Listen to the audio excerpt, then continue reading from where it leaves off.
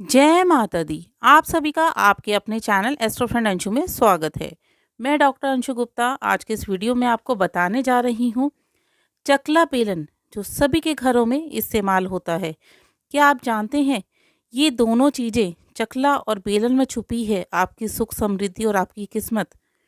इसको इस्तेमाल करने से आपके जीवन में अच्छाई और बुराई दोनों ही प्रवेश कर सकती है। कैसे? चकला बेलन जब भी हम इस्तेमाल करते हैं तो हमारे दोनों हाथों का स्पर्श बेलन पर होता है और हमारे 9 के 9 ग्रह सीधा संपर्क बनाते हैं बेलन के साथ। और यदि आपका चकला बेलन सही नहीं है तो यही दोनों आपके जीवन में बहुत सारी परेशानियां उत्पन्न कर सकते हैं। चकला बेलन इस्तेमाल करते समय बहुत सारी बातों का ध्यान रखना चाहिए। वो बातें क्या हैं आपको इस वीडियो में बताने जा रही हूँ।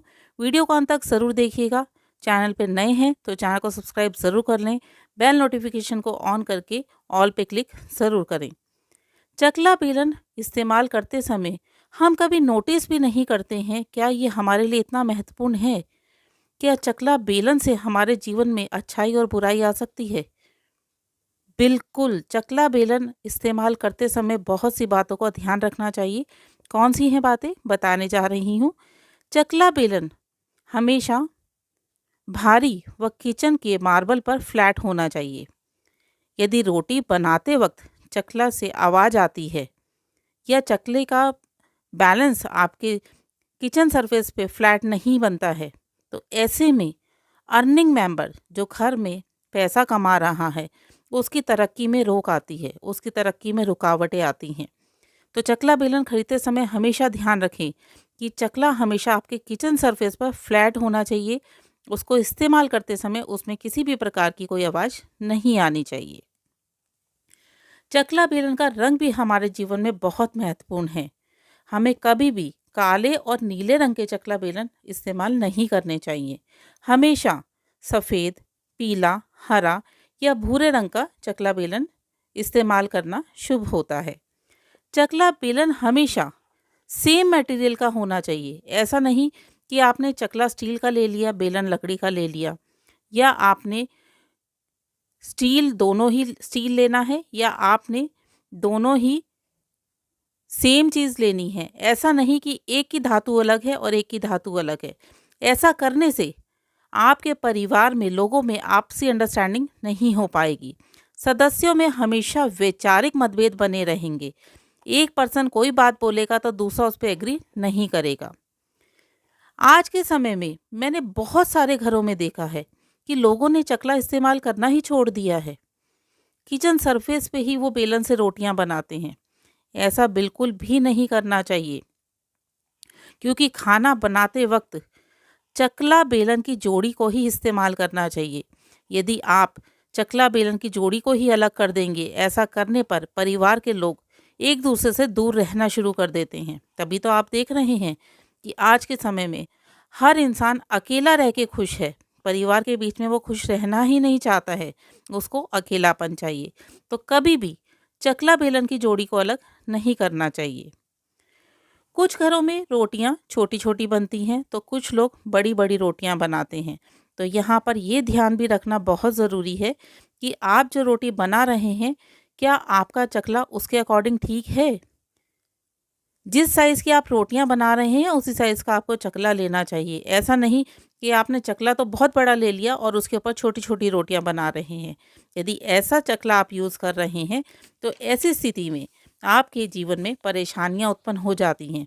जो भी कार्य आप कर रहे हैं वो पूरे नहीं होंगे, हमेशा आधे अधूरे रह जाएंगे। तो जिस साइज़ की आपके यहाँ रोटी बनती है उसी के अकॉर्डिंग ही आपको चकला बेलन इस्तेमाल करना चाहिए। बहुत सारे घरों में जॉइंट फैमिली में लोग रहते हैं। अगर ऐसा है आपके साथ कि आप जॉइंट फैमिली में रह रहे हैं तो आपको चकला बेलन एक ही इस्तेमाल करना है। मैंने बहुत सारे लोगों को देखा है वो स्पेयर रख लेते हैं कि एक हम इस्तेमाल कर रहे हैं और एक हमने एडवांस में ला के रखा हुआ है। ऐसा बिल्कुल भी मत करिएगा। अगर आप जॉइंट फैमिली में हैं तो चकला बेलन आपको एक ही इस्तेमाल करना है। यदि आप चकला बेलन एक से अधिक रखेंगे तो आपके घर में बाहर के लोगों की इन्वॉल्वमेंट होनी शुरू हो जाएगी। आपके अपने डिसीजन से ज़्यादा परिवार बाहर के लोगों को इम्पोर्टेंस देगा।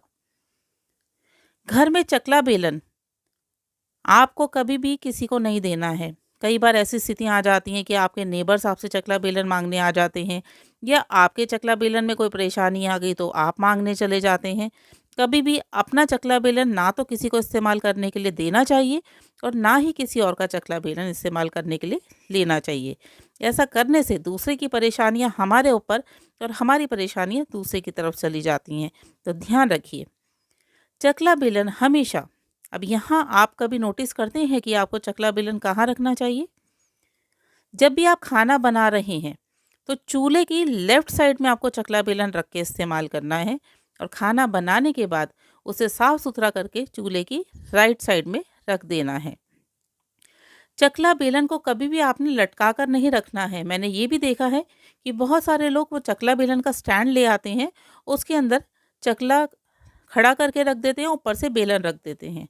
चकला बेलन को कभी भी लटका कर नहीं रखना चाहिए, उसे हमेशा फ्लैट सरफेस पर ही रखना चाहिए, और चकले के ऊपर कभी भी दूसरे बर्तन ना रखें। आपको इस चीज़ का ध्यान रखना है। चकले बेलन पे आपने कुछ और बिल्कुल भी नहीं रखना है। यदि आपके चकला या बेलन में किसी भी प्रकार की कोई दरार आ रही है तो ऐसे चकला बेलन को आपने इस्तेमाल भी नहीं करना है। कई बार लोग सोचते हैं कि चलो अभी तो चल रहा है, टूटा नहीं है, क्रैक ही तो आया है, और आप इस्तेमाल करते रहते हैं। ऐसा करेंगे तो परिवार में जो लोग भी अर्निंग कर रहे हैं उनकी आय में रुकावटें आनी शुरू हो जाएंगी। परिवार के लोगों के आपस में विचार नहीं मिलेंगे, घर में परेशानियां उत्पन्न होनी शुरू हो जाएंगी। तो यदि आपका चकला बेलन किसी भी प्रकार से क्रैक हो रहा है या टूट रहा है तो आपको तुरंत चकला बेलन को बदल देना चाहिए। तो मित्रों, ये थी जानकारी कि चकला बेलन से हमारे जीवन में परेशानियां भी आ सकती हैं और हमारा जीवन खुशहाल भी हो सकता है। आपको किस प्रकार का चकला बेलन इस्तेमाल करना चाहिए और किन बातों का विशेष तौर पर ध्यान रखना चाहिए। उम्मीद करती हूँ ये जानकारी आपके लिए लाभकारी साबित होगी। वीडियो अच्छा लगे तो लाइक ज़रूर करिएगा। वीडियो को ज़्यादा से ज़्यादा दोस्तों और रिश्तेदारों में शेयर करें। वीडियो से संबंधित यदि आपका कोई प्रश्न है तो वीडियो के ही कमेंट बॉक्स में लिखकर आप पूछ सकते हैं। जय माता दी। आपका दिन शुभ हो।